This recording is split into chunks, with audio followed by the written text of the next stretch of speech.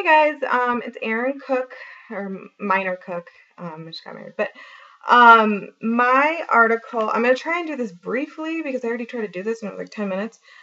So I'm gonna try and skim over the most important things. So, um, my article is insurance parity legislation for autism services and family financial burden, um, and intellectual and developmental disabilities journal.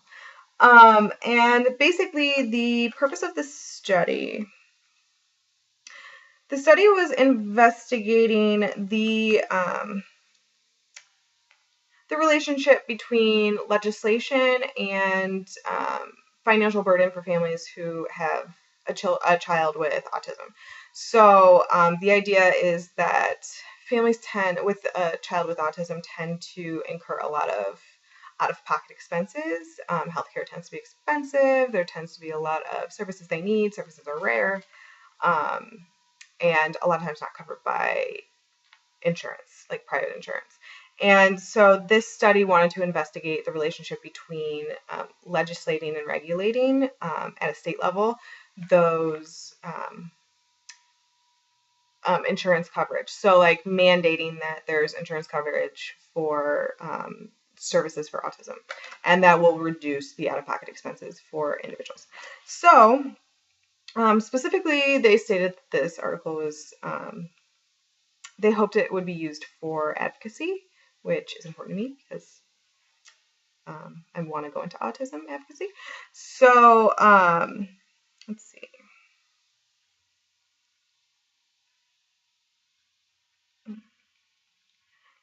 So the data was collected from the National Center for Health Statistics. There was a huge study done, and they used the data from that. So it was in 2005 to 2006, and the stuff about legislative status of each state was done either like through internet searches or directly talking to representatives of that state. The two dependent variables in this study were all the dependent variables were based on financial burden incurred annually by families with an autistic child. And so that was specifically, financial burden was defined as specifically out-of-pocket expenses, and it excluded like premiums and deductibles and things like that.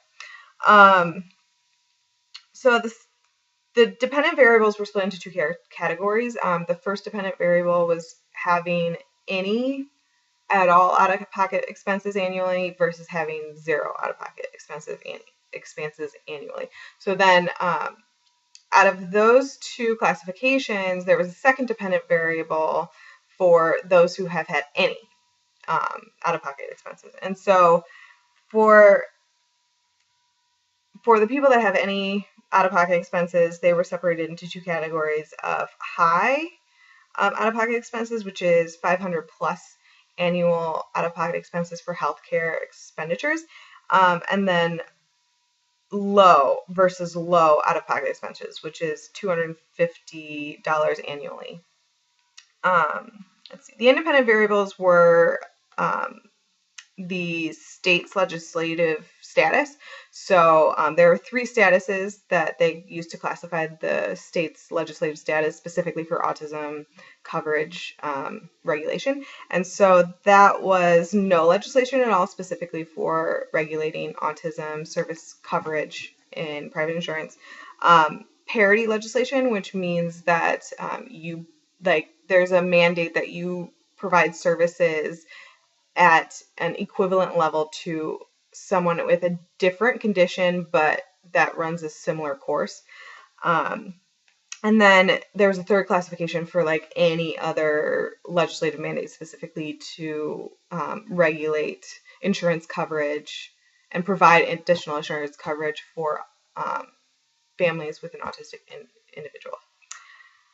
Okay, so let's see. So the results found that 78% of participants overall reported having some level of out-of-pocket expense.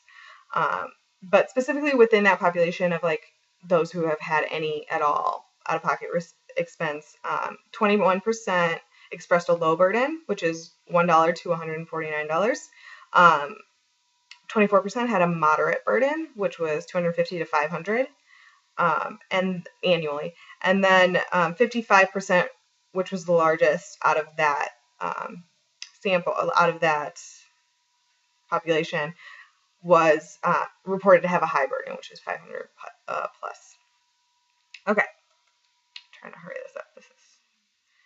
Okay, and then furthermore, they found that for individuals residing in a state with parity legislation, they had significantly lowered odds of having any at all out-of-pocket expenses. Furthermore, individuals living within a state with parity legislation and other mandates were significantly less likely to incur financial burden at the high level, which was 500 plus.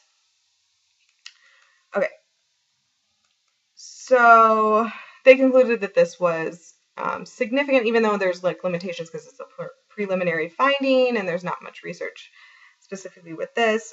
They said that it's a preliminary evidence. There's some link between legislation and reducing costs for families that have individuals with autism seeking services.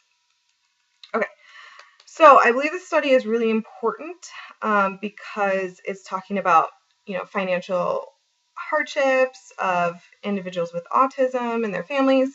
And I've witnessed this, but I will talk about that. Okay.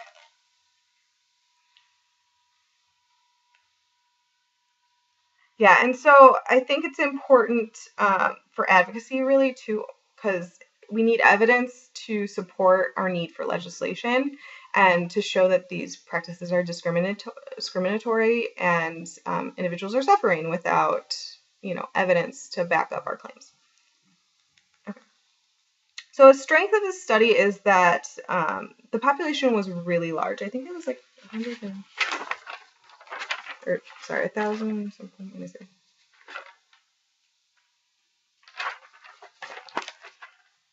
It was.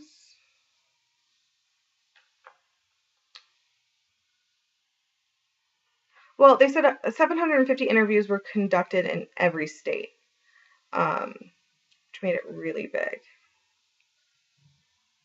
Oh, and there was 2,123 children that were sampled from this like larger base of data. Let's see. Okay.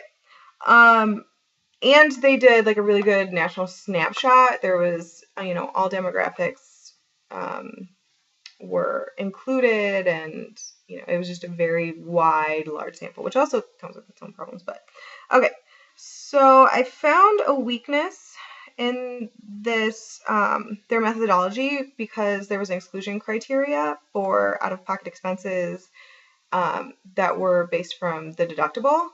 And I realized that it's because this research was done in 2005 and deductibles have changed a great deal since Obamacare. And now deductibles are sky high, and there's this culture of just not taking your kids to, to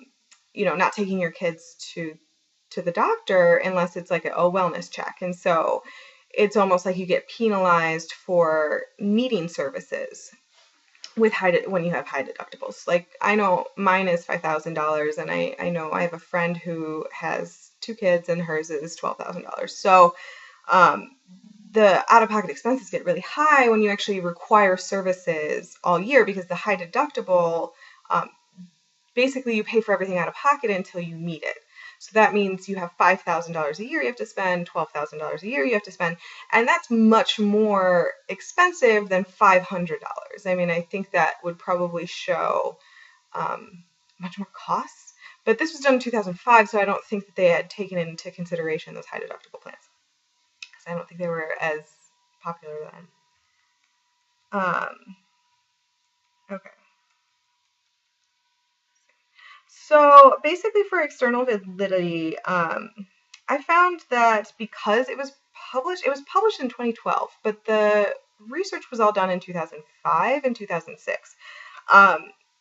So, the IVs in this study, like the specific legislative mandates per state, are going to be completely different to the population in 2012 and 2014. So it's hard to say that the results are generalizable to the population and community of autistic individuals at the time it was even published. So it seems like taking the data from 2005 and 2006 wasn't very helpful or a valid procedure at all. And it's hard to say that it'd be generalizable really to any population at this point, except for showing that there's some link between legislation and financial burden. But I mean, it's hard to say that that link is still a valid link. So I found that to be, a big question in the study.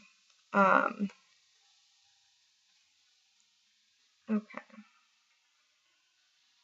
Oh, and then another thing is that they specifically stated in the results section and their discussion section that their results were significant and that they found these significant results of there being a relationship between legislative status and families' financial burden. But the way that they laid it out in Table 3 was not, it did not look that way. It did not look like there was a significant effect of status. And so I had some trouble figuring out how they got that significant result. And I thought if they have a table, they should either include another one that explained their significant result or really exemplified their significant result, because this table itself does not show that at all. If anything, when I saw it, I thought these results were not significant because it looks random. There's no correlation between how it's laid out and the results. I mean, it goes based on rank, and it just looks random. So I thought that to be an odd way to show their most significant and most important results. Okay. So, and then another study done, they also did this study with Medicaid and did it almost exactly the same way, except for instead of using legislation, like states' legislative status, they used Medicaid spending on autistic individuals per capita for each state. But they found that the results were just as significant in basically almost the same ways. There were a lot of high out-of-pocket expenses for things not being covered and things like that. Okay. So which shows that, it's relevant for both in private insurance and in Medicaid. Let's see.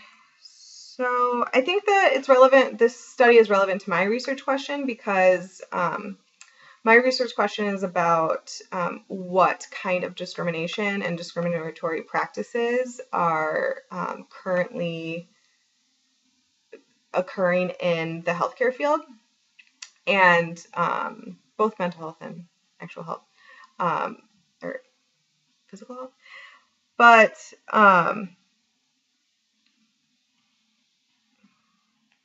and so this is like specifically one aspect of it, of the high financial burden. And I've seen that personally. I've seen that both as,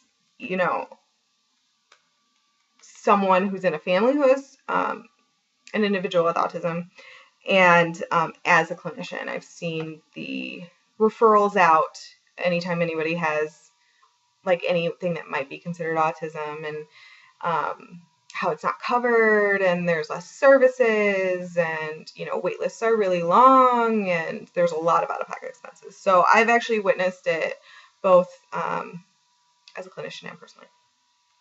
Okay.